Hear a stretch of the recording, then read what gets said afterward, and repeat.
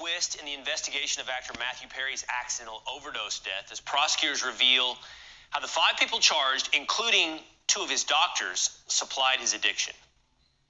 These defendants took advantage of Mr. Perry's addiction issues to enrich themselves. As Matthew Perry's ketamine addiction grew, he wanted more, and he wanted it faster and cheaper. That is how he ended up buying from street dealers who sold the ketamine that ultimately led to his death. So by now, I'm pretty sure everyone has heard of the update in the Matthew Perry case. R.I.P. Matt. 5 people charged, 2 of them doctors. Multiple people have already pleaded out. But the side of it that I don't know that everyone is really knows much about, because it isn't getting focused on as much, is the attempt to cover it all up, and just really how stupid everyone is in this whole operation. And the fact that 2 of them are licensed doctors just really shows you just how stupid and greedy and just downright, let's be honest, sacks of shit individuals are, man. Like, real talk. They were so stupid to really think that they were gonna get away with this, man. I mean, right out the gate, the story didn't really add up. Comment if you're familiar with what Suboxone was. That was one of the early theories that was being pushed out there, that Matthew Perry might have drowned in his jacuzzi. His assistant left him to go run some errands, and he came back and it was just drowned in the jacuzzi. A guy with heavily documented addiction issues over the years, and he was on Suboxone. Maybe the Suboxone interacted with the jacuzzi, the temperature came together in some kind of crazy way that made him lose consciousness and pass out. And listen, I've been on Suboxone for damn near a decade. I've been in hot tubs so many times, and I've never got the least bit woozy. I don't know. You know, I mean, I'm not saying that people trying to cover up this came up with this ludicrous theory or story. I guess the media came up with that one. But just ridiculous as that whole side of things seemed to be, that theory, the way these people thought that they were going to cover this all up seems so stupid. One thing I think everyone knows is anything put out there in the internet, even if it's deleted, pretty much is never deleted. Anything on our phones, really, if we delete it in some capacity, is probably accessible, especially text messages. And that's what happened, is this Iwa-sama, or however you say the assistant's name, the one who called it in, like, oh, he sent me out to go run some errands. I came back and he was face first drowned in the jacuzzi. He was on here texting, talking about, I cleaned up the syringes, this, that, and the third, and I cleaned up all this digital evidence. And apparently there was even some kind of app that's supposed to delete everything. I don't know. The apps that they have these days are pretty crazy, man. I know. You guys ever seen that app that is my calculator, and you put like 1 + 2 × 3 equals, and it's a secret texting thing so people can creep around and, I don't know, do drug deals or cheat on their girlfriends or whatever. I don't know. It's all pretty crazy. But they downloaded some kind of app to delete all their text messages. So when you're being investigated for a shady ass situation where someone died, and then they later find out through toxicology reports that it was through drugs, not only were you texting talking about, hey, let's digitally clean this all up, and I got rid of the syringes and everything like that, you downloaded an app that is created to delete everything, which there's record of you downloading that app. So it's just all really stupid and pretty sad when you think about it. And it's pretty sad too that this assistant, who was a live-in assistant, I don't know if it was just a job to him or not, but it didn't see that this guy cared too much. And I just wanted to point this out. You know, we're hearing about the indictment, the charges, which I got a clip I'm going to share with you guys at the end of this video where they talk a little bit more about all that.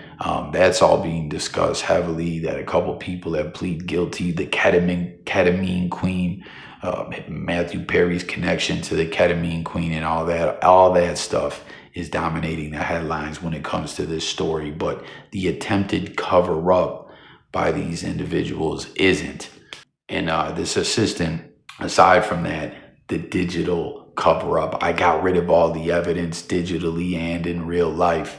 Wasn't the only thing that this guy did, and then tell the authorities, oh, I went to run errands for him and he was drowned in the jacuzzi once again. I know I said it like 3 times, but just each time I say it, picturing this cold, callous son of a bitch just saying that and lying and trying to keep a straight face is just all crazy to me, man. But he also shot him up another time. I'm hearing reports that it was 2 times that Matthew Perry told him, hey, hit me with another one. Hit me with your best shot. Give me a good shot. And that was the second shot of the day that ended up being what played a role in him dying. But I'm hearing there was actually 3 shots, man.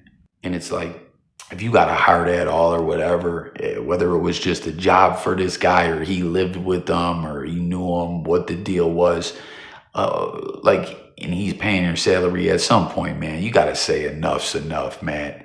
Because there was reports and stuff that's indicating that he had been going hard on this ketamine for a couple months, which again, I'm sure everyone's heard. I got another clip that I'm going to share with you guys, and you're going to hear the way they were talking about him when it came to selling him all these drugs, the doctors and everyone involved. Like the individuals, they sound more cold and callous than The Wire or some kind of dramatized street drama TV series or movie. They sound more cold and evil than the individuals in those kinds of stories.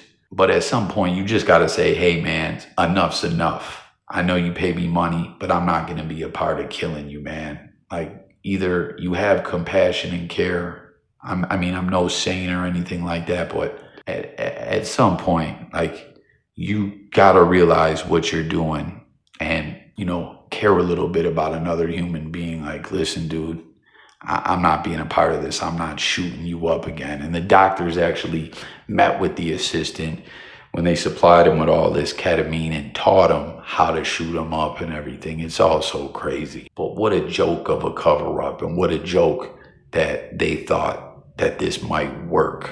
Texting about it like the authorities weren't going to find out about that. Downloading an app designed to erase all your texts and stuff like that, digital evidence. Like that, authorities weren't going to find out about that. These stupid, evil bastards. Here with more is former federal prosecutor Katie Cherkasky and former DEA Special Operations Director Derek Maltz. Thank you both for being with me. Derek, I think I want to start with you in that a lot of psychedelics have gone through a little bit of a public renaissance in terms of image. A lot of talk about the therapeutic help. In fact, Matthew Perry wrote about that in his book, how ketamine had done a lot for him.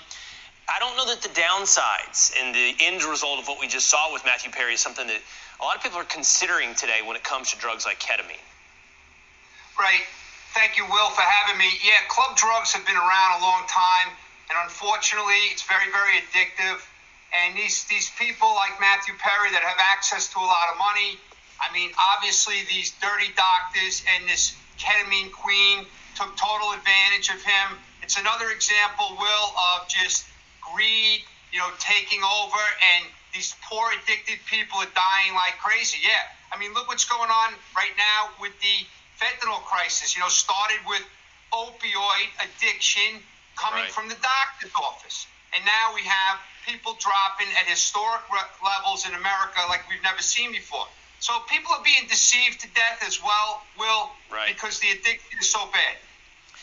Katie, as Derek points out, there is this side of this that is the ketamine queen, where Matthew Perry was buying drugs through a street dealer at increasingly high levels, but he was also getting them from doctors. And there's these text messages where these doctors are communicating with each other, like, how much can we get for this stuff from this moron? Apparently it's like $12 worth of ketamine.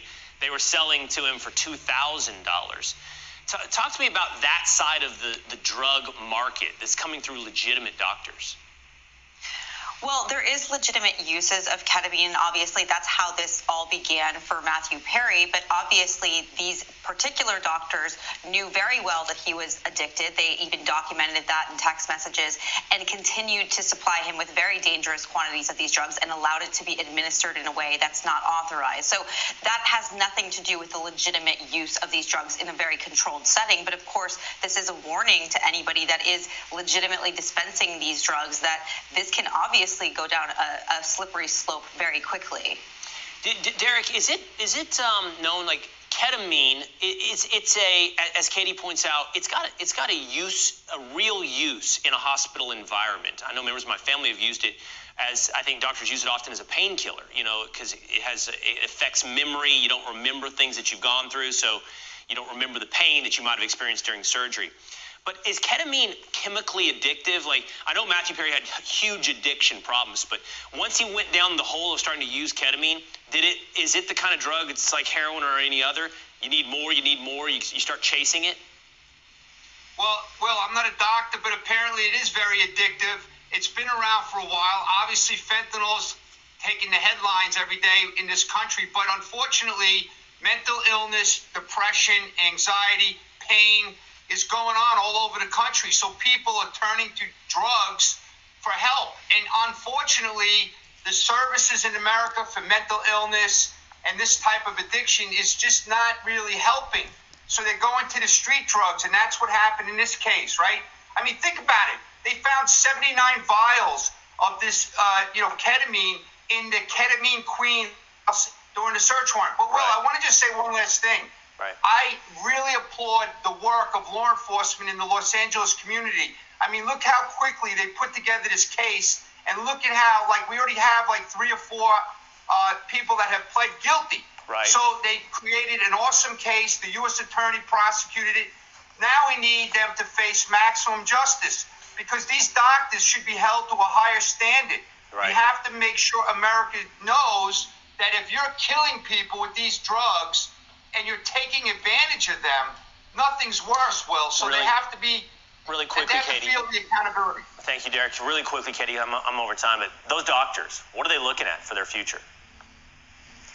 Well, they're facing hefty jail sentences here, and obviously that has nothing to do with their licenses, which are going to be out the window as well. Right. But they took great advantage of the situation for their personal profit. Yeah. All right, Derek Maltz, Katie Cherkasky, always good to have you. Thank you so much for being with us this morning. So there you hear the other side of the coin that I was talking about with the case, the 2 doctors.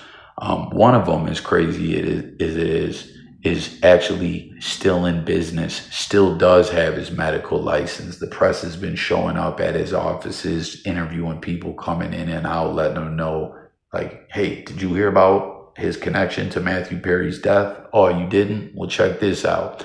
And he had to post some kind of notice that he's been charged criminally, but he can still keep his offices open. He just can't prescribe controlled substances. But I wouldn't be shocked if someone so greedy, so opportunistic, you heard the way they were talking about him, charging him how much did they say for like $12 worth of ketamine, and literally saying, man, let's see how much we can get this moron to pay us. I wouldn't be shocked if he has some other buddy come in who maybe can write the controlled substance prescriptions, man.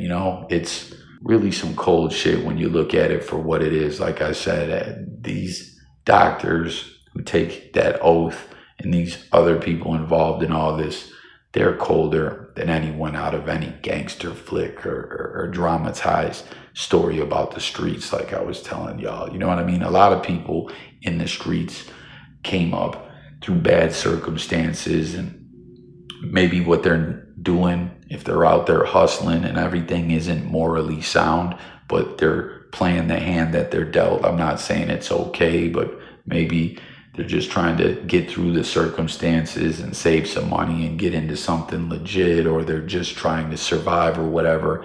These are doctors who went to college, med school, did all this to be drug dealers, more or less, and know that they're giving someone enough drugs to kill him, and they don't care. They're calling the person a moron. It's all so effed up, all so twisted, and I had to come on here and talk about that with you guys. Not just the case, the plea bargains. Do you think these people will all get slayed with time like they probably should, and more than likely will, with the case getting so much press? But this ridiculous cover-up attempt, what a joke. How stupid was all of these people thinking they had the chance to get away with it? I mean, it's just a joke, but a joke that ain't funny at all, that resulted in someone's death. And real quick, before I leave you guys, make sure to subscribe, like the video, talk to me in the comments. Listen, when it comes to addiction, like the guy was talking about, this renaissance with psychedelics and everything like that, and is ketamine addictive and everything? Listen, if you like to do drugs, you've been down that road, you got that addictive personality where you can get a taste for any substance you start messing with, get clean at some point. It's dangerous out here, a lot of toxic drugs, and it's just not the way to live. And that's coming from someone that knows a lot about what I'm talking about in regards to all this. I'm no expert, but I can tell you it's just not the way to live, man. And Matthew Perry, I thought, had got clean at some point in some time, and maybe that was his sickness telling him that I'm doing this for therapy reasons. That's what I'm getting at. All this stuff with MDMA, shrooms, hallucinogenics. Like, don't get me wrong, there is therapeutic value with this stuff, but it's still drugs any way you slice it, and it's nothing to be played with. And that's what was going on here. Everyone was playing a deadly game that shouldn't have been being played.